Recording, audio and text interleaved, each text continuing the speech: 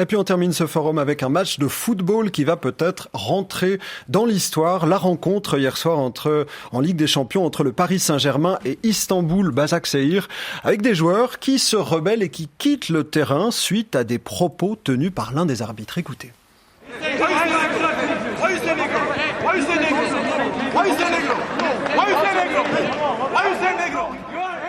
Des joueurs qui accusent l'arbitre d'avoir utilisé le mot négro qui signifie noir en roumain. On va revenir sur cet événement avec vous, Grégory Quin, historien du sport à l'Université de Lausanne. Bonsoir. Bonsoir. C'est une première ce qui s'est passé hier. Alors clairement, c'est une première, c'est inédit dans l'histoire. Alors c'est l'histoire qui nous enseignera si c'était vraiment un tournant, mais clairement l'unanimité dans l'équipe de sortir comme ça du terrain pour marquer sa désapprobation, c'est une première, effectivement, en tout cas à ce très haut niveau. Comment est-ce que vous l'interprétez, ce geste très fort de la part des joueurs ? On pourrait regarder un petit peu l'histoire. Effectivement, les cas de racisme, malgré tout, augmentent, malgré toutes les mesures qui ont été prises par l'UEFA, par la FIFA, par les fédérations nationales. On a une augmentation de ces cas, une mise en lumière de ces cas qui augmente aussi depuis une trentaine d'années. Mais clairement, on a sans doute aussi un effet Covid. On a des joueurs qui, du coup, se retrouvent isolés dans un stade et qui, finalement, sont un peu seuls face à eux-mêmes et qui, donc, sont un peu devant eux. Alors, un peu désinhibés, en quelque sorte.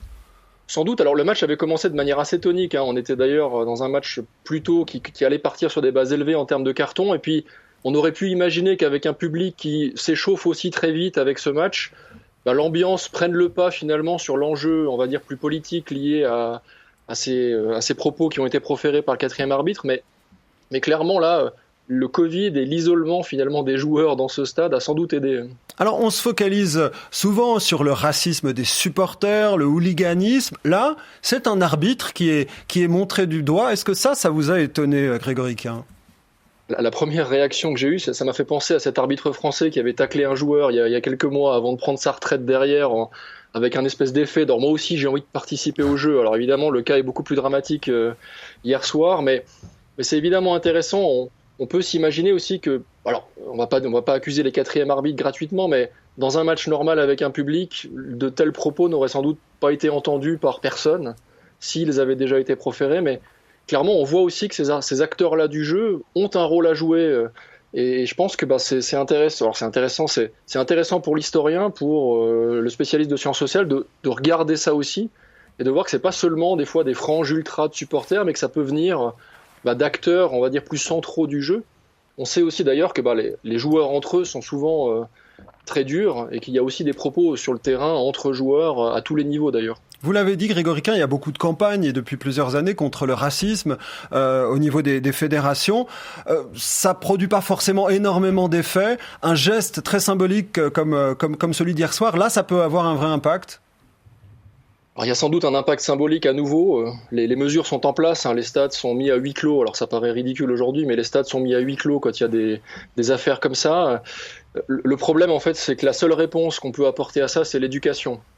Alors si les joueurs de foot se mettent à porter un message d'éducation pour les supporters, pour les amateurs de sport, sans doute qu'on va avoir un changement qui peut s'opérer sur des bases symboliques comme celle d'hier soir. Mais malheureusement, le côté, on va dire, punition que les fédérations ont mis en place, quelle qu'elle soit, financière, symbolique ou autre, on voit bien qu'on arrive à une limite parce qu'elles sont en place, mais elles ne produisent pas d'effet puisque les cas de racisme continuent à exister. Alors si les joueurs, eux, s'emparent de ça, comme ils l'ont fait hier soir, et portent un message éducatif, un message qui veut changer les choses, sans doute qu'alors on pourra avoir des effets. On peut imaginer que d'autres joueurs, pourquoi pas en Suisse d'ailleurs, commencent à agir de la sorte, puisque évidemment il y a ce genre de cas, ce genre de paroles vont se reproduire à l'avenir.